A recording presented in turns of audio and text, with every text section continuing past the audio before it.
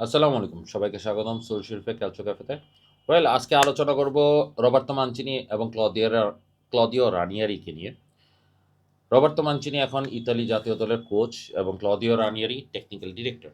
আমার খুব পছন্দের ২ জন কোচ। নট অনলি দ্যাট, এই ২ জন কোচকে আমি মনে করি রিবিল্ডিং অথবা বিল্ডিং প্রসেসে সবচেয়ে সেরা। আমার যারা আমার পরিচিত তারা অনেকেই জানে ইন্টার মিলানের লেজেন্ড হলেও রবার্তো মানচিনিকে আমি একটু অন্য লেভেলে দেখি। আজকে তাদের নিয়েই আলোচনা করব। তবে রবার্তো মানচিনি যখন কোচ হয়েছে অনেকেই বলেছে যে রবার্তো মানচিনি গাদ্দারি করে সৌদি আরেবিয়াতে গিয়েছে। সো ওকে কোচ হিসেবে তারা দেখতে চায় না। কিন্তু খেলোয়াড়দের দিকে যদি তাকায় দোনারুমা তার কথা কিন্তু বলেছে যে রবার্তো মানচিনিকে কোচ হিসেবে তিনি পেয়ে খুব খুশি। কেন? কারণ কি ওই যে বিল্ডিং প্রসেস এবং রবার্তো মানচিনি দ্বারা সম্ভব যে আবার নতুন করে সবকিছু তৈরি করা। হ্যাঁ, ওয়ার্ল্ড ইউরো জিতার পরে তিনি রিবিল্ড করতে পারে না, ট্রানজিশন পিরিয়ডটা করতে পারে না। সেটা পিছে আরেকটা কারণও আমি দেখি, সেটা হচ্ছে ভিএলির মৃত্যুটা। ভিএলি এমন সময় মারা গিয়েছে যে সময় ট্রানজিশন পিরিয়ডটা চলতেছিল। তো মেন্টাল ব্রেকডাউন, আমার বেস্ট ফ্রেন্ড যদি মারা যায় আমার কাছে কিন্তু খারাপ লাগবে এবং তাই হয়েছে। সাথে জাতীয় দলে হয়ে বনুচ্চি কিয়েলিনি দুজনেই রিটায়ারমেন্টে যায়। ভেরাত্তি জর্জিনো মোটামুটি বয়স হয়ে যায়। তো ট্রানজিশন যখন শুরু হয় আসল কথা তিনি রিপ্লেস কাউকে করতে পারেনি। তবে তার রিপ্লেসমেন্ট থেকেও ইম্পর্টেন্ট জিনিস তাকে তিনি কাকে সুযোগ দিয়েছে। আপনি যদি খেয়াল করেন প্রথমবার যখন তিনি ছিলেন তিনি ময়েসে কিনকে সুযোগ দিয়েছিল, জানিওলোকে সুযোগ দিয়েছিল, উইলফ্রেড নন্ডোকে সুযোগ দিয়েছিল এবং ম্যাথিও রেতেগুই আর্জেন্টিনা থেকে আসা তাকেও সুযোগ দিয়েছিল। হাস্যকর বিষয়, জাতীয় দলের সুযোগ পাওয়ার আগে কিন্তু কেউই সিরিয়ার কোনো ম্যাচ খেলা নেই। নট অনলি দ্যাট, নন্টো তো এখন পর্যন্ত কোনো সিরিয়ার ম্যাচই খেলে নেই। নট অনলি দ্যাট, আমাদের ভেরাত্তিও কিন্তু কোনোদিন সিরিয়ায় খেলেনি। সো রেতেগুইও কখনো সিরিয়াতে সুযোগ পায়নি জাতীয় দলের সুযোগ পাওয়ার আগে। তো যেখানে সিরিয়াতেই চান্স পায়নি সেখানে জাতীয় দলে শুধু সুযোগ পায়নি ময়েসেকিন এবং রেতেগি এখন বর্তমান দলের মেইনস্টে, তারা মূল তারকা। তো রবার্তো মানচিনি এরকমই কোচ, তিনি ট্যালেন্ট ফাইন্ড করতে পারে এবং ইতালিতে বর্তমানে প্রচুর ট্যালেন্ট আছে। সেটা নিয়ে অবশ্য আলাদা ভিডিও বানাবো। আজকে শুধু রানিয়ারি এবং মানচিনি নিয়ে গল্প করব। তো ইতালি জাতীয় দলের ফরমেশন কী হতে পারে, কী ফরমেশনে খেলাবে না খেলাবে এবং কী প্লেয়ার আসতে পারে সেগুলো নিয়ে আলোচনাটা পরে করি। আগে ঐতিহাসিক প্লেয়ার নিয়ে একটু গল্প করি। তার আগে যেটা বলব, মানচিনি গতবার কী করেছে ইতালি জাতীয় দলের হয়ে সেই জিনিসটা কিন্তু আমরা ভুলে গিয়েছি। ইউরো জিতিয়েছিল। 18 সালে তিনি দলের দায়িত্ব পালন করে। 2021 সালে ইউরোটা জিতে এবং 2021 এবং 18 এর মাঝখানে তিনি 37টা ম্যাচ অপরাজিত ছিল। মজার বিষয় হচ্ছে ইউরো জিতার পরবর্তী স্পেনের কাছে তিনি হারে। সেই স্পেনই বর্তমানে আবার রেকর্ডটা ব্রেক করে। স্পেনের কাছে হারার পরে ভিয়েলিও হারিয়ে যায়। তো আল্টিমেটলি তার মানসিক অবস্থা খারাপ হয়ে যায়। তখনই নর্থ মেসিডোনিয়ার এগেইনস্টে হেরে ওয়ার্ল্ড কাপ থেকে বাদ পড়ে যায়। তারপরে ফাইনালিস্ট হারে, অন্যান্য অনেক কিছু হয়। ফরমেশন চেঞ্জ করে 4-3-3 থেকে 3-5-2 তে শিফট করে। আল্টিমেটলি যেটা হয়, মানচিনি তার আগের অরাটা ধরে রাখতে পারেনি। তো ময়েসে কিনের কথা একটু বলি। ময়েসে কিন 18 বছর বয়সে 2018 সালে ডেবিউ হয় মানচিনির অধীনে। তিনি তখন জুভেন্টাসের ইয়ুথ প্রোডাক্ট ছিলেন। কখনোই জুভেন্টাসের হয়ে খেলার সুযোগ পায়নি। 18 বছর 265 দিন বয়সে তিনি যুক্তরাষ্ট্রের হয়ে যুক্তরাষ্ট্রের বিরুদ্ধে খেলে, যেটা ইতালি জিতে।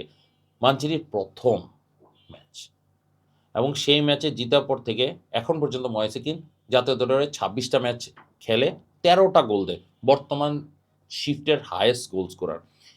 কিন্তু ক্লাব পর্যায়ে তিনি জুভেন্টাসে ফ্লপ, হেলাস ভেরোনাতে ফ্লপ, এভারটনে ফ্লপ, পিএসজি থেকে কিছুটা শাইন করতে পারে, 13টা গোল দিতে পারে। দেন জুভেন্টাস থেকে আবারও ফ্লপ খেয়ে এখন ফিওরেন্টিনার হয়ে খেলে এবং ফিওরেন্টিনাতে তিনি রাইজিং স্টার হিসেবেই আছে। 58 ম্যাচে 27টা গোল করে। তার বয়স এখনও 26, সামনে কিন্তু আরও ভালো করার সুযোগ আছে। বর্তমানে ট্রান্সফার মার্কেট অনুসারে তিনি কোমোতে জয়েন করার একটা সম্ভাবনা আছে। যদি কোমোতে জয়েন করে তাহলে কিন্তু খুবই চমৎকার একটা নিউজ হবে। কারণ কি কোমো অ্যাটাকিং ব্র্যান্ডেড ফুটবল খেলে, সেখানে কিন্তু তিনি আরও বেশি লাভবান হবে। 2018 সালে নিকোলা জানিওলো সুযোগ পায়। মজার বিষয়, ইন্টার মিলানে ইয়োতেই খেলতেন, কখনো সিরিয়া খেলার সুযোগ হয়নি এবং জাতীয় দলের সুযোগ পায়। সেই জাতীয় দলের সুযোগ পাওয়ার ফলে এএস রোমাতে ট্রান্সফার হয়ে যায়।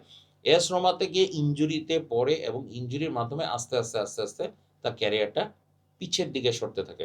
তারপর গালাতাসারাইতে যায়, অ্যাস্টন ভিলাতে যায়, আতালান্তাতে ব্যাক করে, ফিওরেন্টিনাতে যায়, উদিনেসে গিয়ে এখন ইনজুরি ফ্রি কিছু মোমেন্ট কাটাচ্ছে। এখনও বয়স 27। 20 বছর বয়সে সুযোগ পায়, এখনও বয়স 27, সামনে সুযোগ আছে। তবে তার থেকেও বেটার প্লেয়ার এখন আছে। কোলিয়াসও যেমন আমার খুব পছন্দের একটা প্লেয়ার এবং মানচিনির অধীনে খুবই ভালো করবে। মানচিনি কালো প্লেয়ারদের নিয়ে কেন জানি ভালো খেলে। কালো বলতে চলে আসি, নেক্সট ডেবিউটেন্ট উইলফ্রেড নোন্টো। রিলেটিভলি কেউই চেনে না, আরেকটা ইন্টার প্রোডাক্ট। ও জানিওলো কিন্তু ইন্টার প্রোডাক্ট, তো আরেকটি ইন্টার প্রোডাক্ট হচ্ছে নোন্টো। তিনি ইন্টারে মূল দলের সুযোগ পাবে না চিন্তা করে সুইজারল্যান্ডের ক্লাব জুরিচে চলে যায় এবং জুরিচেকে ভালো করতে থাকে বলে মানচিনির নজর কাড়ে এবং মানচিনি তাকে জাতীয় দলে সুযোগ দেয়। তিনি এখন পর্যন্ত 13টা ম্যাচ খেলে একটা গোল করে, সেই গোলটা আবার জার্মানির বিরুদ্ধে করে। আনফর্চুনেটলি সে গোলে হেরে যায় ইতালি, বাট তিনি একটা রেকর্ড করে, সেটা হচ্ছে সর্বকনিষ্ঠ গোল স্কোরার, মানে youngest goal scorer of Italy. 18 বছর 222 দিন বয়সে তিনি গোলটা করে। আনফর্চুনেটলি জার্মানির কাছে বড় ব্যবধানে হারে। এখনও বয়স 22, তিনি 18 বছর 212 দিন বয়সেই ডেবিউ হয়, সেটাও নেশনস লিগেরই জার্মানির বিরুদ্ধে, যেটা ম্যাচ ড্র করে নিজেদের হোম গ্রাউন্ডে। এবং পরবর্তী ম্যাচে প্রথম ম্যাচে তিনি অ্যাসিস্টও করে, পরবর্তী ম্যাচে তিনি গোল করে। আনফর্চুনেটলি দুটোটার একটা তো ইতালি জিততে পারে না। তো নোন্টো এখন লিডস ইউনাইটেডে খেলে। মজার বিষয় হচ্ছে লয়াল প্লেয়ার বলে না, লিডস ইউনাইটেডে তিনি একজন লয়াল প্লেয়ার বলা যায়। কারণ কি, লিডস ইউনাইটেড যখন সেকেন্ড ডিভিশনে চলে যায়, তিনিও তাদের সাথে সেকেন্ড ডিভিশনে চলে যায়। ইচ্ছা করলে সিরিয়াতে আসতে পারতো, কিন্তু সে সিরিয়াতে আর ব্যাক করে নাই। এবং লিডস ইউনাইটেড যেহেতু সেকেন্ড ডিভিশনে, তাই তার অবস্থান সম্পর্কে তেমন কেউ জানে না। মানচিনির অধীনেই 13টা ম্যাচ খেলেছিল, তারপরে সে আর জাতীয় দলের সুযোগ পায়নি। তো এখন যেহেতু মানচিনি ফিরে এসেছে, একজন উইঙ্গারের দরকার, তো অ্যাটলিস্ট ইউটিলিটি প্লেয়ার হিসেবেও তো তাকে ইউজ করা যেতে পারে। এবং ক্লাব পর্যায়ে কিন্তু লিডস ইউনাইটেড ইউটিলিটি প্লেয়ার হিসেবেই তিনি খেলছে। চলে আসি ফোর্থ ইম্পর্টেন্ট ডেবিউটেন্ট, সেটা হচ্ছে ম্যাথিও রেতেগি।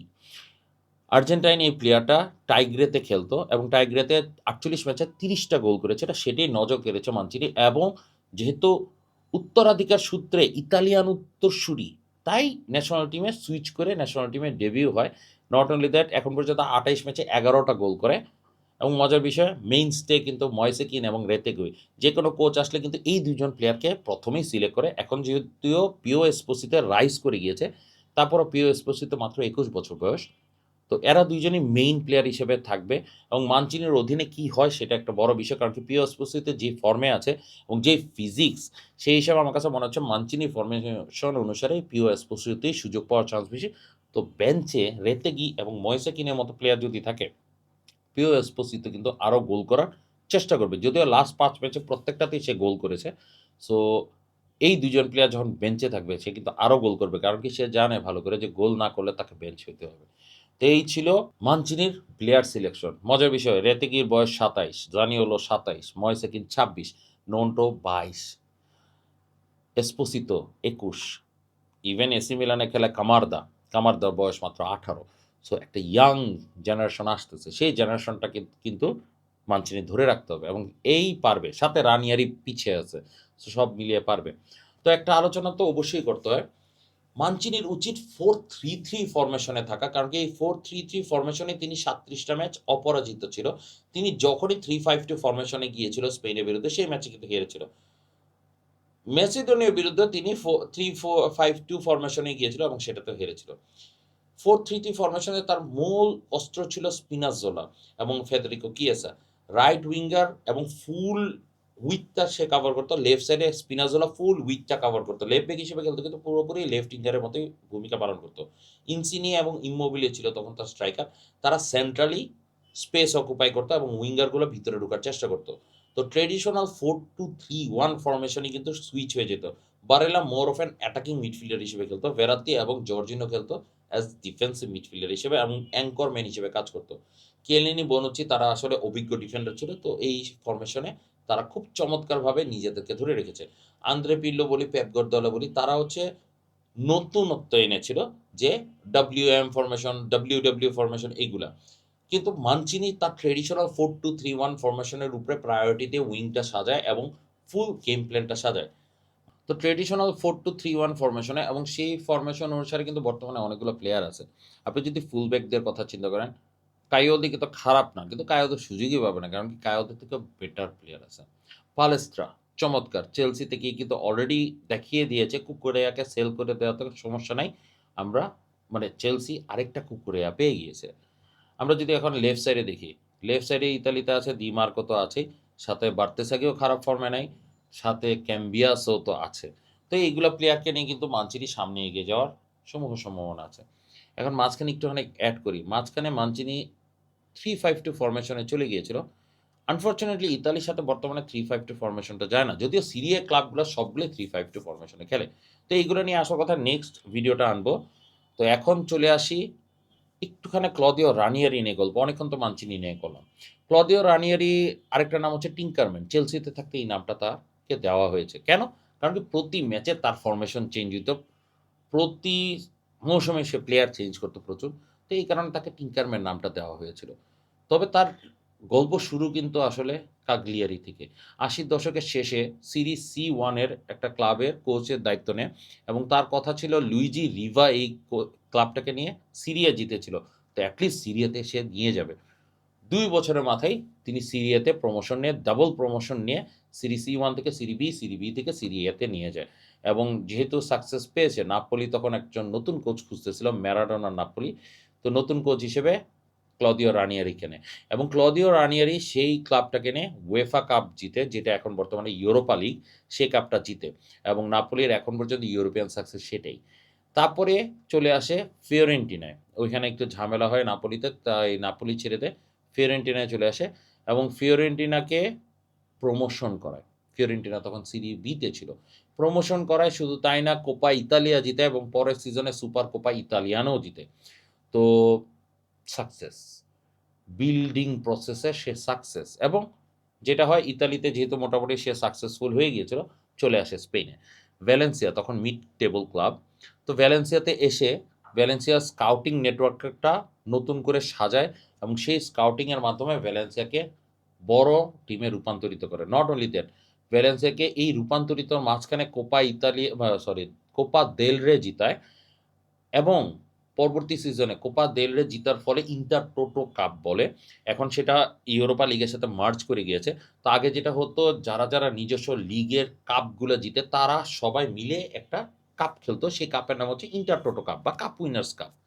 তো সেই কাপ উইনার্স কাপ ভ্যালেন্সিয়া জিতে এবং চ্যাম্পিয়ন্স লিগও কোয়ালিফাই করে এবং ভ্যালেন্সিয়া দলটাকে এমনভাবে সুন্দর করে গুছিয়ে দেয় যে রানিয়ারি চলে যাওয়ার পরেও টানা দুইবার চ্যাম্পিয়ন্স লিগ ফাইনালেও কিন্তু পৌঁছায়। নট অনলি দ্যাট, আরও মানে রাফা বেনিতেজ তখন তাদের কোচ থাকে, টানা চ্যাম্পিয়ন্স লিগ কোয়ালিফাই করতে থাকে। তো এই ফাউন্ডেশনটা গড়ে দেখে ক্লদিও রানিয়ারি। নট অনলি দ্যাট, তারপরেই চলে আসে অ্যাথলেটিকো মাদ্রিদে। কারণ কি অ্যাথলেটিকো মাদ্রিদের ফাইন্যান্সিয়াল কন্ডিশনটা খারাপ ছিল এবং রেলিগেশন মোটামুটি শিওর ছিল। ওইখানে স্কাউটিং নেটওয়ার্কের মাধ্যমে নতুন প্লেয়ার কিনে তাদেরকে সেল করার মাধ্যমে অ্যাথলেটিকো মাদ্রিদের ফাইন্যান্সিয়াল কন্ডিশনটাকে বেটার করবে এবং সেই প্লেয়ারগুলো কে আপনাদের মনে রাখা দরকার সেটা হচ্ছে জিমি ফ্লয়েড হ্যাসেলবেইং, যে পরবর্তীতে চেলসিতে যে চেলসি লেজেন্ড হয়ে যায়, আর হচ্ছে সান্তিয়াগো সোলারি যে পরবর্তীতে রিয়াল মাদ্রিদে যায়, গ্যালাক্টিকোসে গিয়ে সে লেজেন্ড পর্যায়ে চলে আসে। Not only that, one Capdevila left back স্পেনের বর্তমান কুকুরেয়ার থেকেও তাকে অনেকেই দাবি করে যে সে বেটার লেফট ব্যাক ছিল।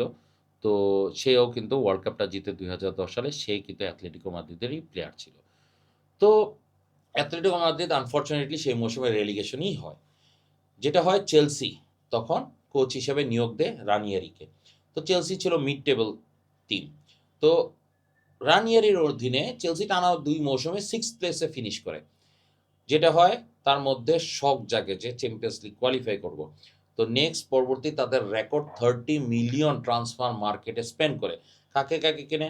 Legend Frank Lampard from West Ham, Emmanuel Petit World Cup winner, জেনদেন এই দুজনকে কিনে বার্সেলোনা থেকে। তারপর উইলিয়াম গালাসকে কিনে আরেকজন লেজেন্ড যাকে মার্সেই থেকে কিনে এবং গ্রংকিয়ার আয়াক্স থেকে কিনে। এই সব কিছু মিলে 30 মিলিয়ন ইউরো খরচ করে বিনিময়ে বলে যে আমি চ্যাম্পিয়ন্স লিগ কোয়ালিফাই করে দেখাবো এবং মজার বিষয় থার্ড সিজনেই চ্যাম্পিয়ন্স লিগটা কোয়ালিফাই করে এবং ফাইন্যান্সিয়াল কন্ডিশন যেহেতু খারাপ যাচ্ছিল রোমান আব্রামোভিচ চেলসি ক্লাবটাকে কিনে সে যেটা করে স্যার গোরান এরিকসনকে নেওয়ার চান্স নেয় কিন্তু রানিয়ারিকে সুযোগ দেয় যে আচ্ছা ঠিক আছে তোমাকে 120 মিলিয়ন দেওয়া হলো তুমি স্পেন্ড করো কিন্তু শর্ত একটাই চ্যাম্পিয়ন্স লিগে কোয়ালিফাই ভালো করতে হবে। তো তিনি যা করে ড্যামিয়ান ডাফকে কিনে, গ্লেন জনসন, জো কোল, ওয়েইন ব্রিজ, আদ্রিয়ান মুতো এবং লেজেন্ডারি ক্লদিও ম্যাকালেলেকে কিনে রিয়াল মাদ্রিদ যেহেতু গ্যালাক্টিকোস তৈরি করছিল, সেই গ্যালাক্টিকোস থেকে মাকেলেকে নিয়ে নেয় এবং চেলসিকে ট্রান্সফর্ম করে from small team to bigger team, এবং ফাউন্ডেশন সেখানেই তৈরি হয়। রোমান আব্রামোভিচের মেইন ফাউন্ডেশন তৈরি করে সে রানিয়ারি। সেই মৌসুমটা আর্সেনালের কাছে তারা হারে, মানে চেলসি রানার্স আপ হয়। ও কোন আর্সেনালের কাছে হারে সেটা জানেন? আর্সেনাল যে আনবিটেন 2004-এ আনবিটেন প্রিমিয়ার লিগ জিতে, সেই আর্সেনালের কাছে চেলসি রানার্স আপ হয়। সেই মৌসুমেই চেলসি কিন্তু আর্সেনালের সাথে চ্যাম্পিয়ন্স লিগেও দেখা হয় এবং চ্যাম্পিয়ন্স লিগে তাদেরকে ঠিকই হারাইতে পারে। আনফরচুনেটলি সেমিফাইনালে গিয়ে এএস মোনাকোর কাছে হেরে যায়। সেই এএস মোনাকো ফাইনালে এফসি পোর্তোর কাছে হারে। হাস্যকর বিষয়, তখন এফসি পোর্তোর কোচ ছিল হোসে মরিনো। ভালোবাসা জেগে যায় রোমান আব্রামোভিচকে, ছেড়ে দেয় রানিয়ারিকে, যুক্ত করে হোসে মরিনোকে। হোসে মরিনো এসে চেলসিকে আসলে বিগ দলে রূপান্তরিত করে, যেই চেলসিকে আমরা এখন চিনি, বড় টিম, প্রচুর ফ্যান। সেই চেলসির ফাউন্ডেশন কিন্তু অ্যাকচুয়ালি রানিয়ারি তৈরি করে। হোসে মরিনো জাস্ট তাকে নেক্সট লেভেলে নিয়ে যায়। তো ফাউন্ডেশন তৈরিটা কে করে? রানিয়ারি। তো ছ্যাঁকা খেয়ে রানিয়ারি চলে আসে তার পূর্ব ভালোবাসা ভ্যালেন্সিয়াতে। তো ভ্যালেন্সিয়াকে আবারও চ্যাম্পিয়ন্স লিগ কোয়ালিফাই করে। তারপরেই সে আরেকটা চ্যালেঞ্জ গ্রহণ করে, সেটা হচ্ছে পার্মা। রেলিগেশন জোনে ছিল, 10টা ম্যাচ বাকি। তো রানিয়ারি ভ্যালেন্সিয়া ছেড়ে দিয়ে পার্মাতে চলে আসে। পার্মাতে এসে 10 ম্যাচে 17 পয়েন্ট নিয়ে রেলিগেশন ঠিকই অ্যাভয়েড করে। তারপরে ক্যালচিওপল্লিতে জুভেন্টাস রেলিগেশনে যায় এবং রেলিগেশন পরের সিজনে সে ফিরে আসে। তো রানিয়ারি এখন আরেকটা চ্যালেঞ্জ টেক করে, কি? জুভেন্টাসের কোচ হয়। তো জুভেন্টাসে 2 বছর থাকে, 2 বছরই তিনি চ্যাম্পিয়ন্স লিগ কোয়ালিফাই করে, 2 বছরই তিনি রানার্স আপ হয়। কষ্টের বিষয় হচ্ছে প্রথম রানার্স আপ হয় মানচিনির ইন্টারের কাছে, দ্বিতীয় রানার্স আপটা হয় মানচিনির ইন্টার 97 পয়েন্ট নিয়ে সেবারে চ্যাম্পিয়ন হয়, যেটা এখন পর্যন্ত রেকর্ড সিরিয়াতে। আর সেকেন্ড সিজনটা হোসে মরিনোর ইন্টারের কাছে হারে। ওই চেলসিতেও ছ্যাঁকা দিয়েছে, এখানেও তাকে হারিয়েছে। মানচিনি দুঃখে কষ্টে, যেহেতু ট্রান্সফার মার্কেট বেশি দিবে না, চলে যায় এএস রোমাতে। এএস রোমাতে নিজের মতো করে দল সাজায়, যদিও টট্টির সাথে তার ঝগড়া হয়, কিন্তু প্রথম সিজনে না, দ্বিতীয় সিজনে। তো এএস রোমা প্রথম সিজনেই রানার্স আপ হয় সেই হোসে মরিনোর ট্রেবল জিতা টিমের কাছে। কষ্টের বিষয়, সেবারে কোপা ইতালিয়া ফাইনালেও যায়, সেই হোসে মরিনো টিমের কাছেই কিন্তু তার হারতে হয়। তো সে আস্তে ধীরে ক্লাব পর্যায় থেকে সরে দাঁড়ায়। যখন হোসে মরিনো ছেড়ে দেয় ইন্টার মিলানকে, তখন গাসপারিনি কোচ হয় এবং গাসপারিনি 111 দিন পরে স্যাকড হয়। আবার ইন্টার মিলানের কোচ হিসেবে রানিয়ারি আসে, যদিও রানিয়ারি তেমন কিছু জিততে পারে না। তারপরে আস্তে ধীরে মোনাকোতে যায়, গ্রিস ন্যাশনাল টিমে যায়। গ্রিস ন্যাশনাল টিমে গিয়ে সে যখন স্যাকড হয়, তখন সে একটা ডায়লগ দেয়, I am not a magician. মজার একটা বিষয়, actually he was a magician. কারণ কি, গ্রিস ন্যাশনাল টিমের পরেই তিনি লিস্টার সিটির কোচ হয় এবং সেই লিস্টার সিটি, যেই লিস্টার সিটি রূপকথার গল্প লিখে ইংলিশ প্রিমিয়ার লিগ জিতে তাদের ইতিহাসে একবারই। বর্তমানে যদিও রেলিগেশন জোনে, মানে রেলিগেশন হয়ে গিয়েছে, কিন্তু তারপরও লিস্টার সিটি সেকেন্ড ডিভিশনের একটা টিম প্রিমিয়ার লিগ খেলতে এসে প্রথম মৌসুমেই রানিয়ারির অধীনে জিতে যায়। ভার্দি একটা মুহূর্তে গ্যাব্রিয়েল বাতিস্তুতার রূপ নেয়। Mahrez one of the best selling player হয়। অ্যাঙ্গোলো কান্তেকে খুঁজে বের করে রানিয়ারি। তো রানিয়ারি টিম বিল্ড আপ প্রসেসে আসলে one of the best. Leicester সিটিকে নিয়ে শুধু কাপ জিতে না, চেলসির ফাউন্ডেশনই অ্যাকচুয়ালি তৈরি করে দেয় রানিয়ারি। তো সে এখন বর্তমানে ইতালির technical director. So Italy comeback করবেই, কারণ কি, তাদের প্রসেস ভালো, সে জানে কিভাবে কি করতে হয়। Now he is a professor, so তিনি অবশ্যই ইতালিকে কামব্যাক করাবে। তো মানচিনি নিয়ে এখন একটু আরেকটু গল্প করে শেষ করি ভিডিওটা। তো রবার্তো মানচিনি যখন খেলোয়াড় হিসেবে ছিল, তিনি কিন্তু ইউরোতে কোনো ম্যাচ খেলতে পারে নাই, তো প্লেয়ার হিসেবে। তো যখন কোচ হিসেবে আসছে, তার মধ্যে অলওয়েজ একটা জিনিস ছিল যে আমি সবার মধ্যে সমতা আনবো। তো ফিওরেন্টিনা কোচ হিসেবে প্রথম তিনি 2001 সালে দায়িত্ব পালন করে। ফিওরেন্টিনা তখন ফাইন্যান্সিয়াল কন্ডিশন খুবই খারাপ চলতেছিল এবং ফাইন্যান্সিয়াল কন্ডিশন এতটাই খারাপ চলতেছিল যে প্লেয়ার সেল করতে হবে এবং রুই কোস্তা তোলদোকে সেল করে। বাট সেই মৌসুমেই কোপা ইতালিয়া জিতে ফিওরেন্টিনা। তো রানিয়ারিও যেমন ফিওরেন্টিনাকে নিয়ে কোপা ইতালিয়া জিতে, মানচিনিও ফিওরেন্টিনাকে নিয়ে কোপা ইতালিয়া জিতে এবং কোপা ইতালিয়া জিতার পরেও ফিওরেন্টিনা রেলিগেশনে যায়। আনফর্চুনেটলি নেক্সট সে ক্লাব চুজ করে লাৎসিও এবং লাৎসিওতে 2002 সালে সে যুক্ত হয়। তখন লাৎসিওরও ফাইন্যান্সিয়াল কন্ডিশন খারাপ যাচ্ছিল এবং হার্নান ক্রেসপো, আলেসান্দ্রো নেস্তা তাদেরকেও সেল করতে হয়। মজার বিষয় 4টা প্লেয়ারই কিন্তু এসি মিলানের কাছে সেল করতে হয়। তো নেস্তাকে সেল করার পরেও 2003 সালে তারা সিরিয়াতে 4th হয়, 2004 সালে 6th হয়। এর মাঝখানে দুইবার চ্যাম্পিয়ন্স লিগ কোয়ালিফাই করে, সাথে উয়েফা কাপের সেমিফাইনাল পর্যন্ত যায় এবং মাঝে কোপা ইতালিয়া দুইবার জিতে লাৎসিও। তো মানচিনি এখন পর্যন্ত কোপা ইতালিয়া জিতে টোটাল 4বার। তো এই দুইবার তো ফিওরেন্টিনা লাৎসিও নিয়ে তো হইলই, আর বাকি দুইটা কাকে নিয়ে, সেটা হচ্ছে ইন্টার মিলান। তো লাৎসিওর সাথে ভালো করার পরে যেটা হয়, মানচিনি একটু রেস্টে যায়। রেস্ট শেষ হওয়ার পরে যেটা করে, ইন্টার মিলানে কোচ হিসেবে যুক্ত হয় এবং ক্যালচিওপোলির পরে যেটা হয়, সেই দলটা তিনি সাজায় এবং পুরাপুরি ফাউন্ডেশন তৈরি করে দেয়। এমনই ফাউন্ডেশন তৈরি করে যে টানা তিনবার ইন্টার মিলান সিরিয়া জিতে। শুধু তাই না, কোপা ইতালিয়া জিতে 2বার। চ্যাম্পিয়ন্স লিগে কিছু করতে না পারলেও ঘরোয়া লিগে কিন্তু ইন্টার মিলান ডমিনেটিং ফোর্স হয়ে যায়। তার নিজস্ব সেকেন্ড সিজনে 97 পয়েন্ট নিয়ে সিরিয়া টাইটেলটা জিতে। মজার বিষয় হচ্ছে 16 বছর কিন্তু ইন্টার মিলান কিছুই করতে পারে নাই। ক্যালচিওপোলি, অনেকে বলে ক্যালচিওপোলি ইন্টারকে গিফট দিয়েছে। নো, রবার্তো মানচিনি ফাউন্ডেশন তৈরি করে দিয়েছে। 16 বছর পরে রবার্তো মানচিনি ইন্টারকে নিয়ে একটা ডমিনেটিং ফোর্স তৈরি করে। সেই ডমিনেটিং ফোর্সটা তিনি চলে যাওয়ার পরে হোসে মরিনো ট্রেবল জিতায় সবাইকে প্রমাণ করে দেয়। এখানেও হোসে মরিনো মানে মানচিনি, ক্লদিও রানিয়েরি দুইজনই হোসে মরিনোর কাছেই বারবার ধরা খেয়েছে। যাই হোক, মেইন জিনিস হচ্ছে তিনি সিরিয়া জিতে 3বার, কোপা ইতালিয়া জিতে 2বার, আরও 2বার রানার্স আপ হয়, সুপার কোপা ইতালিয়ানেও জিতে আরও 2বার। মাঝখানে একটা রেকর্ড ব্রেকিং কাজ করে, সেটা হচ্ছে টানা 17টা ম্যাচ টানা জিতে এবং স্টিল নাও এই রেকর্ডটা রয়ে গিয়েছে। 97 পয়েন্ট নিয়ে সিরিয়া জিতে পুরা মৌসুমে একটা ম্যাচ হারে। তো back to back champions league fail করে বলেই কিন্তু তাকে স্যাক করা হয় এবং পরবর্তীতে হোসে মারিনো কোচে ট্রেবলটা জিতে। কিন্তু এই যে দেখেন দলটা কে সাজায়, ফাউন্ডেশনটা কে করে, রবার্তো মানচিনি। তো ইন্টার মিলানকে নিয়ে আমরা যখনই বলবো তখন হোসে মরিনো কথা আসলেও রবার্তো মানচিনি অ্যাকচুয়ালি দলটা গুছিয়ে দেয়। আমরা আরেকটা গল্পে আসি, সেটা হচ্ছে ম্যানচেস্টার সিটি। এমিরেতি মানে আরব ফান ম্যানচেস্টার সিটি যখন কিনে নেয়, প্রচুর টাকা খরচ করে কিন্তু সাকসেস পাচ্ছিল না। রবার্তো মানচিনি মিড সিজনে চলে আসে 2009 সালের 19 ডিসেম্বর। তিনি আসার পরে যেটা হয়, প্রথম ট্রান্সফারেই কিন্তু হেভি স্পেন্ড করে। হেভি স্পেন্ড করার ফলেও শেষ করে 5th পজিশনে, চ্যাম্পিয়ন্স লিগ কোয়ালিফাই করে না। তো মানুষজন বলা শুরু করছিল যে তাকে স্যাক করা হবে, কিন্তু না, তাকে ব্যাক করছে। তাকে আরও ফান, তাকে চিন্তা করছে জন্য তাকে আরেকটা সুযোগ দিই।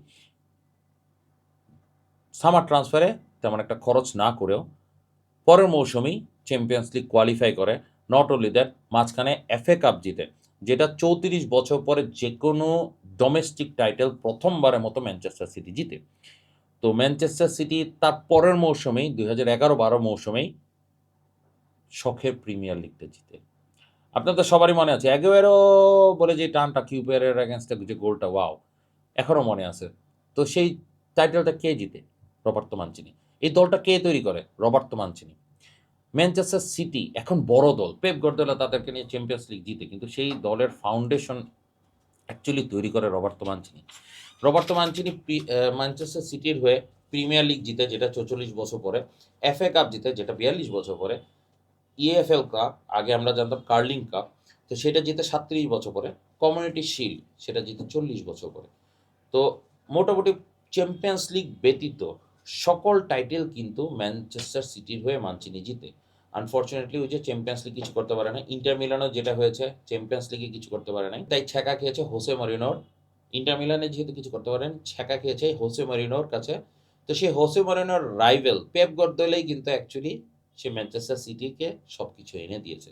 নট অনলি দ্যাট, 5টা প্রিমিয়ার লিগ জিতে। এই ছিল রানিয়ারি এবং মানচিনির গল্প। তো মানচিনি এবং রানিয়ারি যেখানেই গিয়েছে তারা কিন্তু বিল্ডিং প্রসেস করেছে। তারা কিন্তু দলটাকে নেক্সট লেভেলে নিয়ে যাওয়ার চেষ্টা করেছে এবং পারে নাই নেক্সট লেভেলে নিতে। তো পেপ গার্দিওলা যেহেতু আমাদের জাতীয় দলে কোচ হওয়ার সম্ভাবনা ছিল, তারা নেক্সট লেভেলে নিয়ে যায়। তারা কিন্তু ফাউন্ডেশন তৈরি করে না। আনচেলত্তির যেমন সম্ভাবনা ছিল, নেক্সট লেভেলে নিয়ে যায়, ফাউন্ডেশন তৈরি করে না। তো ফাউন্ডেশন তৈরি করার মতো কোচ কিন্তু এই দুইজনই, এবং দুইজন এখন জাতীয় দলের হয়ে আসছে। নতুনত্ব অবশ্যই আসবে। ইতালি 16 বছর পরেই কিন্তু ওয়ার্ল্ড কাপে যাচ্ছে। চিন্তা করে দেখেন, 16 সুইট 16। ইন্টার মিলান 16 বছর পরে সিরিয়া জিতছিল, ইতালি 16 বছর পরে ওয়ার্ল্ড কাপে যাবে। ভালো কিছুই হবে। দেখা যাক, এখানেই রাখলাম। ট্যাকটিক্যাল ভিডিও নিয়ে পরবর্তী ভিডিওটা আনবো। ইতালি মানে হচ্ছে ভালোবাসা, ইমোশন। তাই ইমোশন নিয়ে আসলে ভিডিওটা বানানো। তো কষ্ট করে সবাই দেখলেন, ধন্যবাদ সবাইকে। এখানে আলোচনা রাখি। আসসালামু আলাইকুম।